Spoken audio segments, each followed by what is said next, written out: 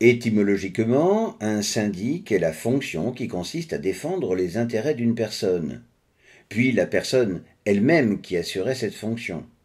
Et le mot a peu à peu désigné l'association qui assure la défense d'intérêts de catégories de personnes et au sens du droit du travail, la défense des intérêts professionnels des salariés.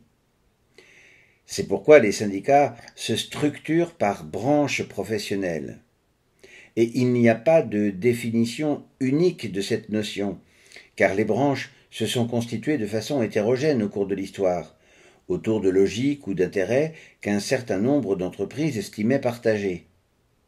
Ainsi, à l'exemple des commerces de détail non alimentaires, les branches peuvent regrouper des entreprises très disparates, mais dans une logique de type de distribution et par opposition au secteur alimentaire.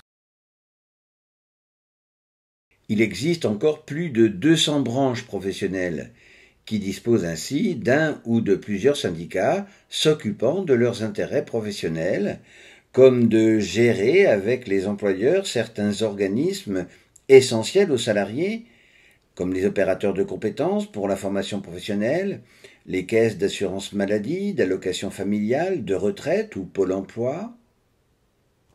La diffusion des informations obtenues lors de réunions ou de négociations avec les partenaires, les autres syndicats, les employeurs, les organisations patronales ou les représentants de l'État, permettent aux salariés de mieux connaître leurs droits et de les rendre effectifs dans leur entreprise, d'assurer leur défense en cas de conflit avec leur employeur ou lors d'entretiens auprès de leur direction. Et enfin, ils ont le monopole de la négociation collective au niveau national interprofessionnel, de la branche ou des entreprises s'ils sont déclarés représentatifs. La représentativité d'un syndicat suppose le respect d'un certain nombre de critères, dont le respect des valeurs d'égalité, de laïcité, de refus des discriminations, de respect des libertés individuelles ou collectives, l'indépendance financière, mais aussi vis-à-vis des employeurs eux-mêmes, la publication de leurs documents comptables pour pouvoir vérifier l'origine et l'utilisation de leurs ressources, une ancienneté d'au moins 2 ans dans la branche considérée et une activité suffisante et influente, un nombre d'adhérents important au regard des effectifs du secteur et des cotisations significatives, et un critère sensible qui repose sur les résultats obtenus aux dernières élections professionnelles. En effet, les salariés vont élire leur délégation du personnel au comité social et économique dans les entreprises, le groupe ou les établissements, qui remplissent les conditions d'effectif minimum suffisants, au moins 11. Or, seuls les syndicats peuvent présenter à cette élection des salariés candidats à cette fonction. Ainsi donc, le nombre de voix obtenues par chaque candidat reflète l'audience du syndicat qui les a présentés. Et s'ils franchissent la barre des 10% de voix obtenues, le syndicat en question est déclaré représentatif dans l'entreprise. Au niveau national, après avoir cumulé tous les résultats des premiers tours des élections de toutes les entreprises, ont été déclarés représentatifs les 5 syndicats historiques. Ces syndicats sont donc habilités à négocier des accords professionnels au niveau national et interprofessionnel, à condition que le ou les syndicats signataires représentent au moins 30% des salariés. Notons que seule la CFDT remplit ce critère à elle seule. Mais à condition également que les syndicats non signataires ne s'y opposent pas, alors que seuls ou à plusieurs, ils représentent au moins 50% des salariés. Cette même logique peut s'analyser auprès des branches professionnelles.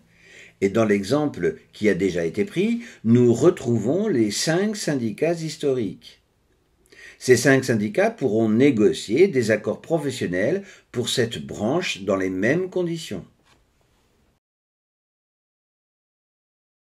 Enfin, au niveau de l'entreprise, chaque syndicat déclaré représentatif peut créer une section syndicale en désignant un ou plusieurs salariés, déjà élus ou non, en tant que délégué syndical, dont le nombre varie en fonction de l'effectif de l'entreprise, de 1 délégué par syndicat représentatif à maximum 5 dans les plus grandes entreprises.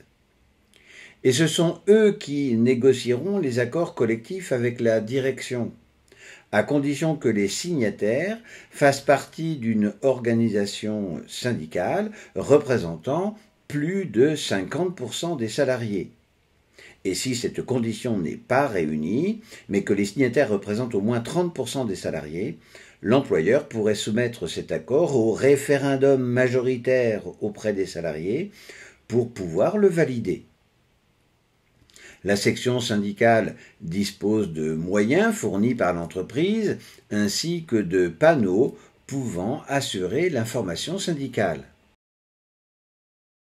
Et d'heures de délégation assimilées à du temps de travail effectif allant de 12 heures à 24 heures mensuelles, auxquelles s'ajoutent 12 à 18 heures supplémentaires en cas de négociation d'accords collectifs.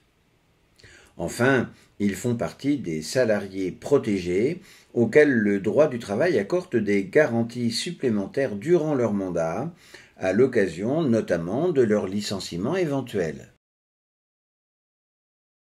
Quant au comité économique et social, il s'agit d'une institution unique représentative du personnel, constituée de salariés présentés par les syndicats et élus par les salariés. La délégation du personnel comporte 1 à 34 membres et leurs suppléants, élus pour 4 ans, renouvelables 3 fois, sauf mention contraire par accord collectif. Comme les délégués syndicaux, ils disposent de locaux fournis par l'employeur, peuvent librement exercer leur mission en circulant dans l'entreprise et peuvent afficher de l'information afin de faire valoir leur droit d'expression. Des heures de délégation leur sont également attribuées qu'ils peuvent répartir avec les suppléants. Ils jouissent enfin du statut de salariés protégés durant tout leur mandat. Mais le comité social et économique se compose également d'un délégué syndical, désigné parmi l'ensemble des délégués syndicaux de l'entreprise. Et l'employeur en préside les réunions lorsqu'elles se déroulent avec lui.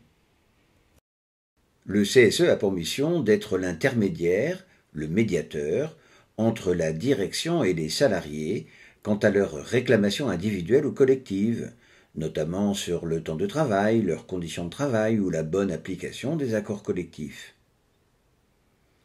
Le comité social et économique promeut la santé, la sécurité et l'amélioration des conditions de travail et peut ainsi procéder à des enquêtes internes régulièrement ou à l'occasion d'accidents du travail. Il peut provoquer des enquêtes également en cas d'atteinte aux droits des salariés, notamment pour des faits de harcèlement moral ou sexuel, et en cas d'inaction de la direction, saisir la justice. Et pour les plus grandes entreprises, le comité social et économique est informé et consulté sur des questions très diverses comme l'organisation de l'entreprise, l'évolution de l'emploi et des effectifs, la durée du travail, etc., et voire même la gestion d'œuvres sociales et culturelles pour lesquelles il dispose de ressources spécifiques. Il participe également au droit d'expression collective sur les conditions de travail et peut saisir l'inspection du travail en cas de violation des droits des salariés. Enfin, il peut assister aux réunions des conseils d'administration ou de surveillance dans les SA.